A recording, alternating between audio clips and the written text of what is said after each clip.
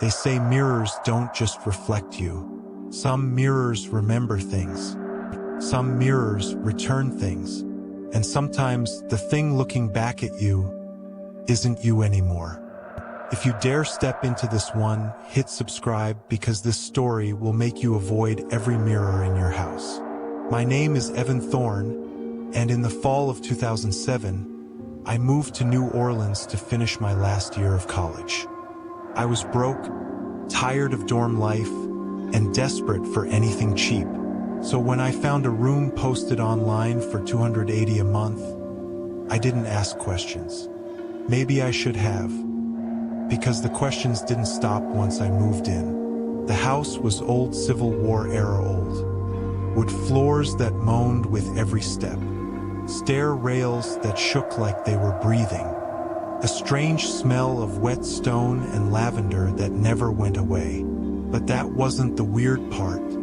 The weird part was the mirror. My room had a wall-sized antique mirror bolted from floor to ceiling, cracked in 3 places. Edges warped like heat had twisted them. It looked like it belonged in a haunted museum, not a rental house. When the landlord showed me the room, I asked him about it. He looked at it only once, and then looked away. "It stays," he said. His voice was flat, absolute, final. I remember thinking the mirror didn't just stay in the room. It owned the room. But I was broke and out of options, so I signed the papers, moved my things in, and tried to ignore how cold the mirror made the whole place feel. My first night, I noticed something small, something I brushed off at the time. When I walked past the mirror, my reflection lagged. Not much, just a heartbeat behind. I turned my head, and a moment later, my reflection turned its head. I blinked, rubbed my eyes, told myself I was tired from moving. But deep down, a tiny voice whispered, "No mirror should move like that." By the second night, the lag got worse. I lifted my arm. My reflection followed 2 seconds later. Not a glitch, not an illusion, not exhaustion. It was delayed. But the strange thing was, when it finally did move, it moved too perfectly. Like it wasn't reflecting me but copying me. I told myself everything was fine. People hallucinate when stressed. Mirrors can play tricks on you. But that night, as I lay in bed trying to sleep, I heard something. A soft tap from the mirror, like a knuckle against glass. Once, then again. I held my breath. The room was silent, too silent, like the air itself was holding something back. Then came a whisper, not loud, but close. "Evan." My blood went cold. It had come from the mirror. On the 3rd night, everything changed. I was brushing my teeth when I noticed something wrong. Very wrong. My reflection was smiling. I wasn't. I froze, toothbrush halfway to my mouth. The smile grew slowly, like someone stretching a mask. A wide, unnatural curve. I stepped backward, stayed still. Then it tilted its head, slightly, curiously, like it was studying me, learning me. I ran out of the bathroom, heart slamming in my chest. But even from the hallway, I could feel it. That mirror was no longer reflecting me. It was watching me. By now, I was sleeping with the lights on. Couldn't help it. The dark felt occupied. At 2:57 a.m., I woke up to the sound of glass creaking. A long, painful, twisting sound. I sat up, looked toward the mirror. My reflection was standing. I wasn't. It stood perfectly still, head down. Then it lifted its head. Not up, backwards. It twisted its entire head in a full, unnatural arc, facing me while its body stayed perfectly still, facing forward. Its face whispered without opening its mouth, "Let me out." Every instinct inside me screamed to run, but I couldn't move, couldn't breathe. The reflection leaned closer to the inside of the glass. Closer, closer, until its forehead pressed to the mirror and the glass began to crack. I watched, frozen, as a fracture spread across the mirror like a spiderweb. Then silence. I didn't sleep the rest of the night. The next morning, sunlight barely entered the room. Felt heavy, wrong, like it had to push through something to get inside. I stood across the room staring at the mirror. It was shattered, but not outward. Shattered from the inside. Pieces were bent forward, as if something had pushed its way toward me. And then I saw the footprints. Muddy, human, leading from the mirror across the floor to the foot of my bed.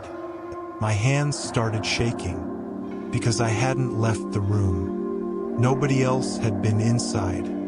Those footprints were the size of my own, but they weren't mine. They were slightly wider, slightly longer, slightly wrong, like a version of me that wasn't finished being human yet. I called the landlord. He didn't answer. When he finally came later that day, he refused to step into the room. He stood at the doorway and stared at the shattered mirror, breathing through his nose like he was holding back panic.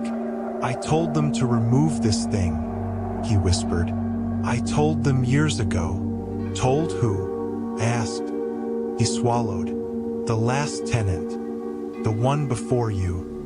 And the one before him." "What happened to them?" I asked.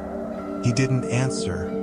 Instead, he turned and walked away, muttering, "These mirrors were never meant to be moved. I should have left that moment.